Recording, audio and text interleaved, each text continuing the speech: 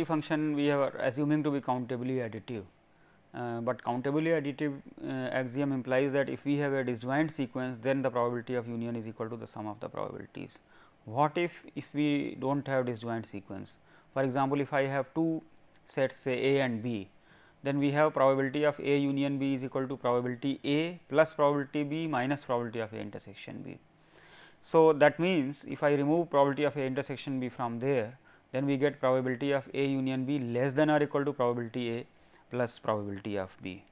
This is called subadditivity. So, if in general if we consider any sequence of sets, then the probability of union will be less than or equal to the sum of the probabilities. So, we have subadditivity of the probability function.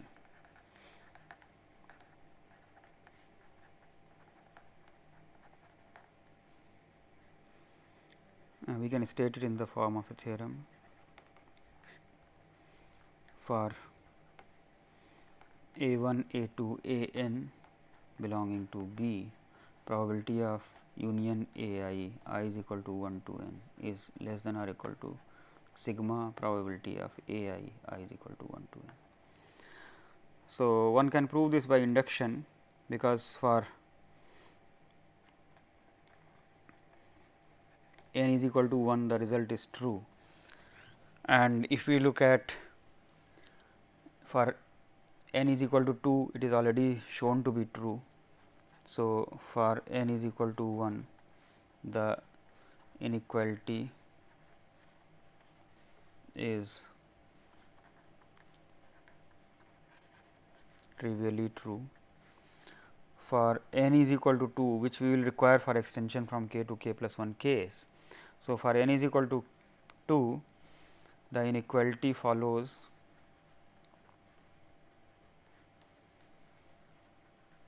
from the addition rule.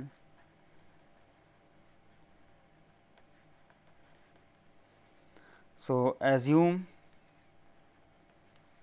it to be true for say n is equal to k. Now, for n is equal to k plus 1, we can write probability of union I is equal to 1 to k plus 1 as less than or equal to probability of union I is equal to 1 to k plus probability of a k plus 1 by using the result for n is equal to 2. So, now on this we can make the use of assumption that up to n is equal to k it is true. So, it becomes less than or equal to probability of I is equal to 1 to k plus probability of a k plus 1, which is nothing but the sum of the probabilities I is equal to 1 to k plus 1. Therefore, by induction the result is true for all of them. Now, if we want to prove the result for a countable number of these, then we can consider the decomposition. So, if we have for any countable sequence say A I in B, probability of union I is equal to 1 to infinity is less than or equal to sigma probability of I is equal to 1 to infinity. In order to prove this one may consider the decomposition of union I into a disjoint decomposition in the following way. Let us define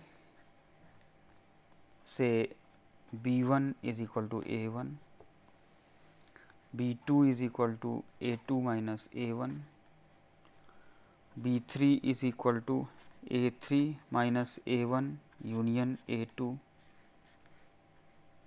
and so on. In general, B n is equal to A n minus union of A I is equal to 1 to n minus 1.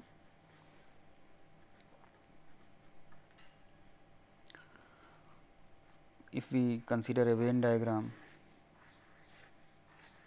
then it will be clear that what sets we are defining. Suppose these sets are A1, A2, A3, A4, etc. Then A1 and then A2 minus A1 is this set. Then A3 minus A1 union A2 becomes this set. A4 minus A1 union A2 union A3 becomes this set. So, naturally, you can see here that we are considering the union as a disjoint union. So, then Bn is a disjoint sequence of sets. Further,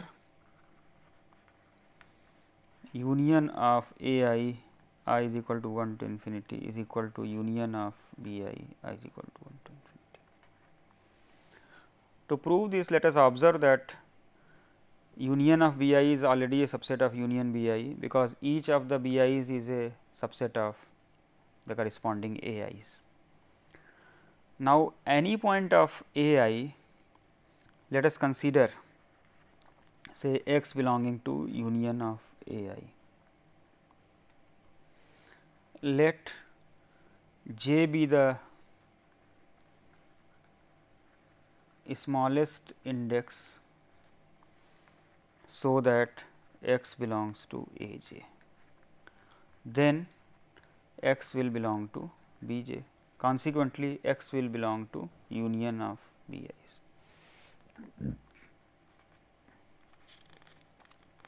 As a result, since union of B I is already a subset of union of A I, we are now getting union of A I is a subset of union of B I. Therefore, we must have union of A I is equal to union of B i's.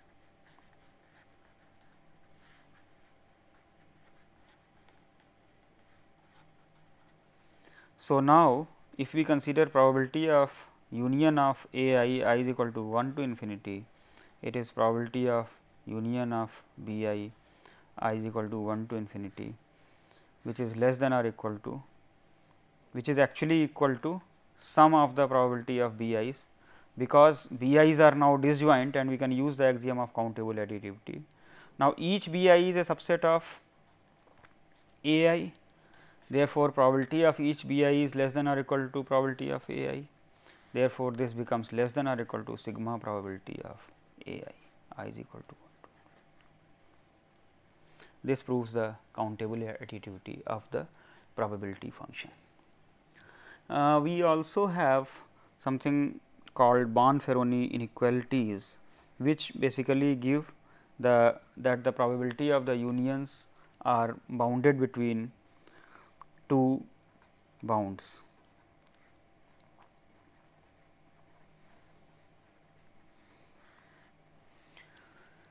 So, for any events A1, A2, An in B, probability of the union, which is already less than or equal to sum of the probabilities. It is, however, greater than or equal to probability of minus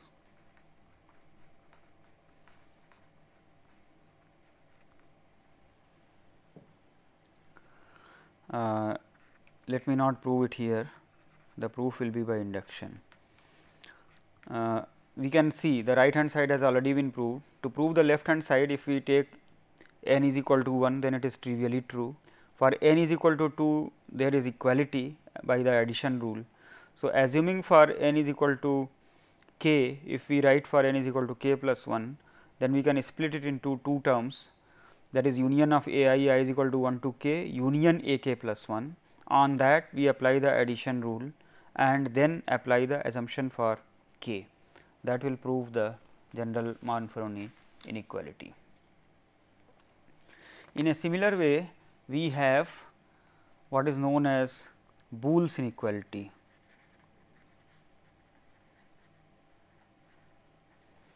the Boole's inequality gives a relation between the intersection. Likewise, for example, if I have A n is any sequence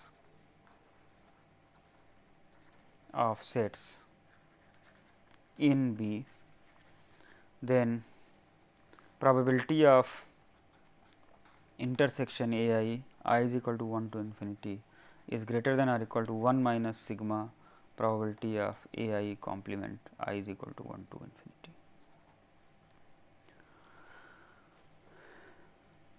To prove this, we simply use the subadditivity, because we can write probability of intersection A I is equal to 1 to infinity as 1 minus probability of intersection A I complement. Now, this can be written as 1 minus probability of union A I complement by using De Morgan's laws. At this stage, we can use the countable subadditivity. So, this will become greater than or equal to 1 minus sigma probability of A I complement.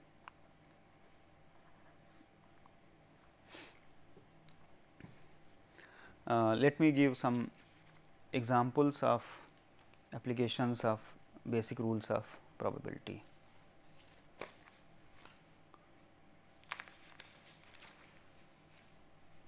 Let me start from a birthday problem.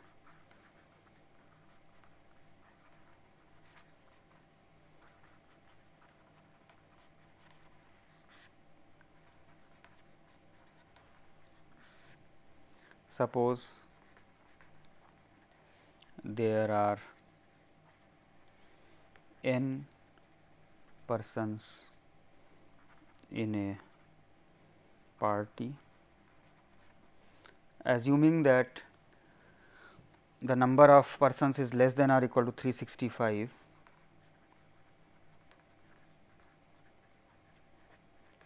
and no person has birthday on 29th February, what is the probability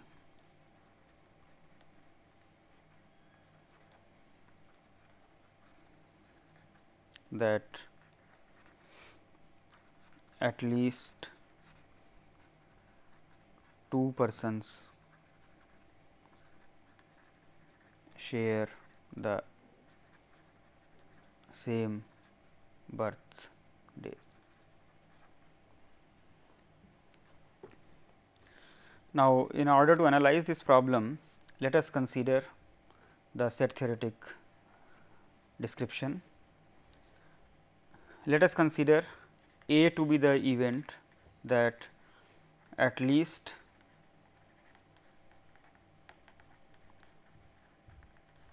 two persons share the same birthday.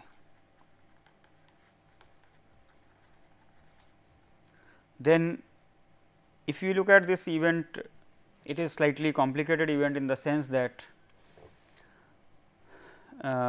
2 persons may share, 3 persons may share, and so on, and finding out the probabilities of each of them may be a little bit complicated, because if we say 2 persons share, then which of the dates, and all others must be on some other dates and they should not be the same. Suppose we say 3 persons share, then which of the one of the 365 days, and all other persons must be on distinct days, which distinct days. So, this is a complicated way to analyze. However, if we use the set theoretic representations, we can look at the complementary event A complement. This means no 2 persons have the same birthday. Now, this becomes somewhat simpler, because if we look at the probability of A complement, assuming all the birth dates to be equally likely, this number will be simply 365 p n divided by 365 to the power n. Here the denominator denotes the total number of possibilities for n persons to have birthdays, because each person can have any of the 365 days as a possible birthday, and therefore, n persons can have possible number of birthdays as 365 to the power n. If we make the assumption that none of them have the same birthday, then it becomes a problem of choosing n numbers out of 365 which are distinct. So, it is nothing but the number of permutations taken n at a time from 365, that is equal to 365 into 364 up to 365 minus n plus 1 divided by 365 to the power n, which we may write as a way of representation as 1 minus 1 by 365, 1 minus 2 by 365 and so on up to 1 minus n minus 1 by 365. And so, probability of A becomes 1 minus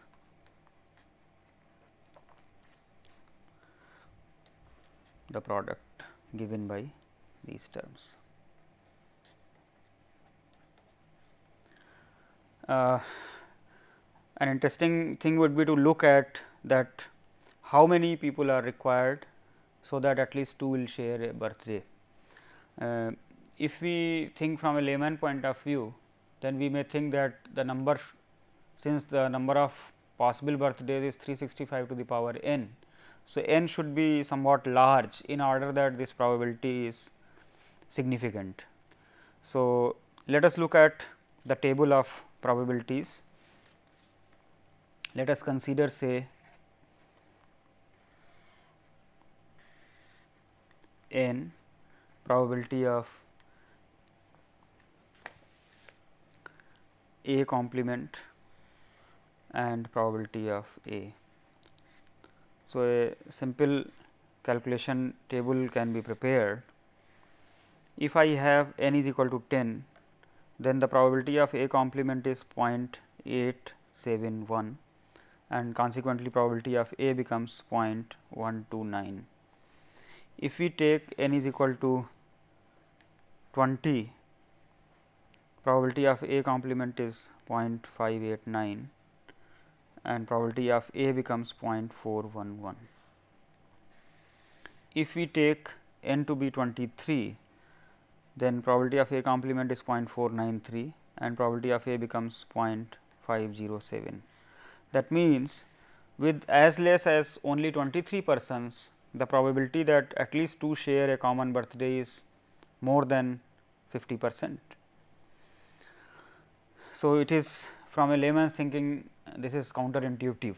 We need very few persons to, at least 2 of them to share a common birthday. If I take n is equal to 30, then this probability becomes 0.706. If we take 50, the probability is 0.97, and for n is equal to 60, the probability is 0.994. It is nearly 1. That means, in a set of 60 people, the probability is nearly 1 that at least 2 of them will share a common birthday. So, here you can see that the elementary rules of probability have been used for calculation. For example, we have used the property of the complementation. To evaluate the actual probability, we have used the method of classical probability by assuming all the birth dates to be equally likely for all the persons.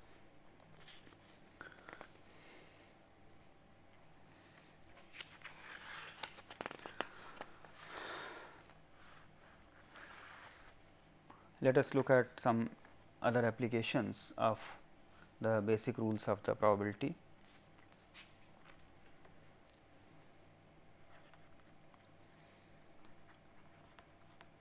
Suppose a die is tossed 3 times independently and the outcomes are recorded as numbers A, B and C. What is the probability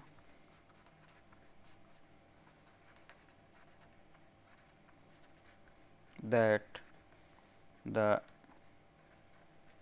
roots of equation a x square plus b x plus c is equal to 0 are real?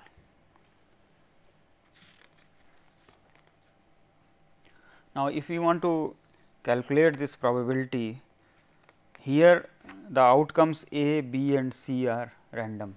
Each of the values of a, b and c can be numbers 1, 2 up to 6. Therefore, the quadratic equation a x square plus b x plus c is equal to 0 will have the real roots if b square minus 4 a c is positive. So, we have to look at the number of cases where b square minus 4 a c is greater than or equal to 0. So, this has to be done through an enumeration, and we can prepare the table that what are the possibilities of b, and therefore, the corresponding values of b square, what are the possible values of a and c which lead to 4 a c being less than or equal to b square. So, let us take say b is equal to 1, then b square is equal to 1. That means, there is no case which will give me 4 a c to be less than or equal to b square. So, there is no possibility here. So, if we look at the number of cases, this is 0.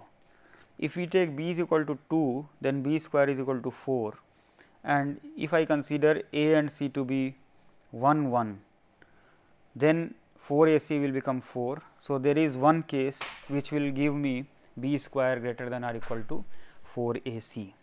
If we consider b is equal to 3, then b square is equal to 9.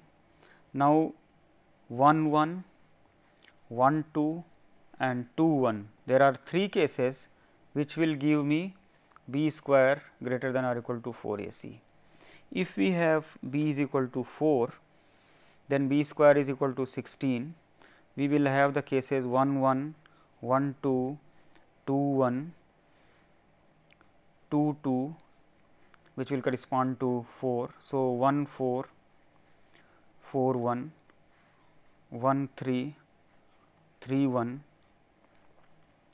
1 2 3 4 5 6 7 8 cases are there, which will give me b square greater than or equal to 4 a c.